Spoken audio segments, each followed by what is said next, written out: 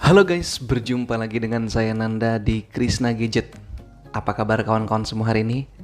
Semoga kalian semua selalu dalam keadaan sehat dan tanpa kekurangan suatu apapun ya. Hari ini saya senang sekali ya karena kedatangan sebuah smartphone lagi yang akan kita review bareng-bareng. Smartphone apa kira-kira? Ada yang tahu kawan-kawan? Ya bener banget, smartphone ini datang dari brand Xiaomi. Xiaomi apa? Ya, Xiaomi Redmi Note 9. Mana nih fanboynya Xiaomi? Yuk tulis di kolom komentar ya. Ngomong-ngomong soal Xiaomi, saya juga termasuk salah satu Xiaomi fanboy ya. Karena dulu saya sudah pernah punya Xiaomi Redmi Note 4, Xiaomi Mi Mix 3, Xiaomi Redmi Note 10 dari zaman kuliah lah pokoknya. Saya jadi penggemar banget handphone Xiaomi. Kenapa? Ya karena memang durability-nya mantep. Bahkan kayak Redmi Note 4 itu masih ada di rumah sampai dengan sekarang. Kemudian nggak rewel. Kemudian kameranya juga bersaing lah dengan flagship-flagship yang lain. Kemudian performa gamenya juga bisa lah kita dapetin game yang smooth, yang oke. Seperti terakhir itu di Redmi Note 10 yang ada di adik saya ya. Itu juga masih oke untuk main PUBG dan juga Mobile Legend. Nah, bagaimana dengan smartphone Xiaomi Redmi Note 9 ini ya? Apakah smartphone yang dirilis pada tahun 2020 yang lalu masih oke atau tidak digunakan di tahun 2022 ini?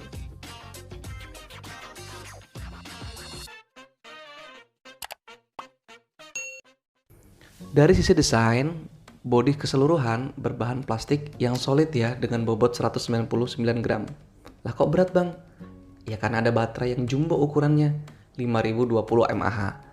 Di bagian depan kita disuguhkan layar yang berlapis Gorilla Glass 5 yang otomatis secara durability lebih aman dan lebih terproteksi. Dilapisi dengan frame plastik dengan layar 6,53 inci dengan resolusi 1080 x 2340 pixel atau Full HD IPS LCD. Bang, layarnya masih IPS ya? Jadi jelek nih kualitasnya. Entar dulu, ada plus minusnya ya dari layar IPS itu sendiri. Kalau plusnya udah pasti lebih hemat daya dan juga punya color gamut warna yang lebih baik.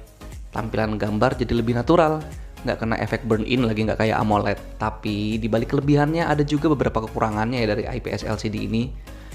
Yakni rasio kontras warnanya ya agak kurang akurat. Kemudian hitam putihnya kita bisa bandingin lah dengan AMOLED yang hitamnya itu pekat banget seperti itu. Kemudian kita beralih ke sisi bagian belakang, itu ada 4 kamera ya.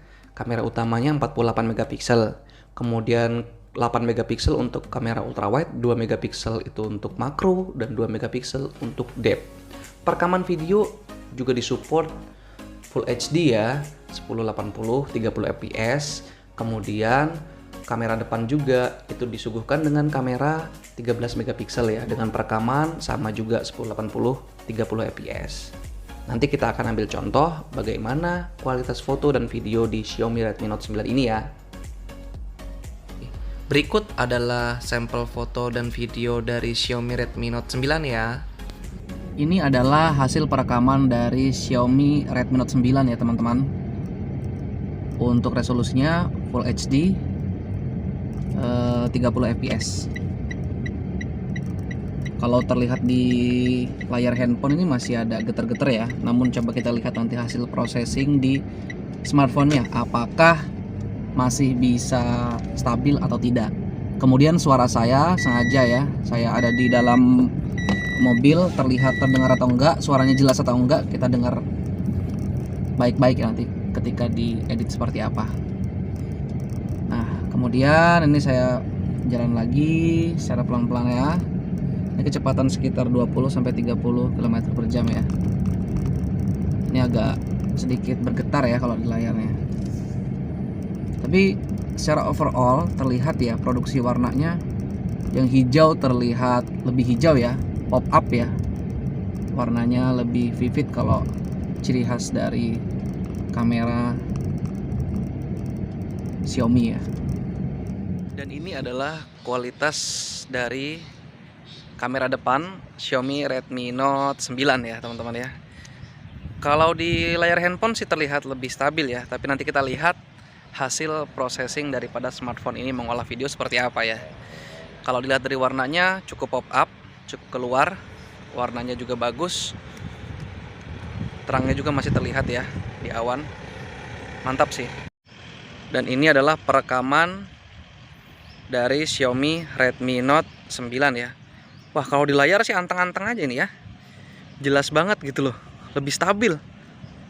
Nah, bahkan daripada Samsung S10 Plus yang kemarin saya pakai, kayaknya ini lebih stabil deh.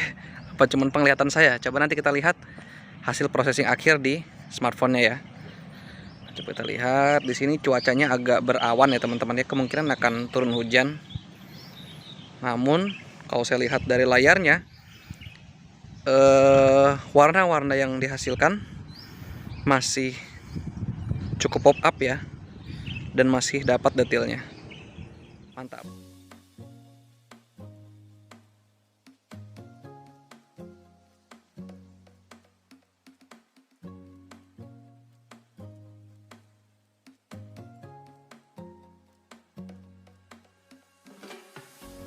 Beralih ke sisi performa. Secara umum, performa smartphone Xiaomi Redmi Note 9 ini didukung oleh chipset MediaTek Helio G85 yang tergolong memiliki performa yang unggul. Selain itu, Redmi Note 9 juga dilengkapi dengan CPU octa-core dan GPU ARM G52 dengan frekuensi 1000 MHz, serta disupport dengan Android 10 dan MIUI 12. Jika dibandingkan dengan generasi sebelumnya, yakni Redmi Note 8, smartphone ini memiliki CPU 22% lebih kuat dibanding generasi sebelumnya, dan GPU 32% juga lebih kuat. Bang, gimana kalau dibandingin dengan merek-merek lain? Ya masih juga unggul sih.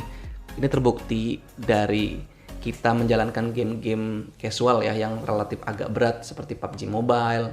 Kalau yang agak ringan sedikit ya seperti Mobile Legends, itu masih bisa smooth dan juga bisa masih dapat FPS yang stabil. Nah, untuk itu yuk kita saksikan bagaimana performa main game di Xiaomi Redmi Note 9. Ketika kita masuk in game Mobile Legends, settingan yang diperoleh sebenarnya basic ya teman-teman ya, dari medium. Nah, nanti teman-teman bisa setting di situ. Namun yang dianjurkan grafiknya adalah grafik medium ya, supaya frame rate-nya stabil.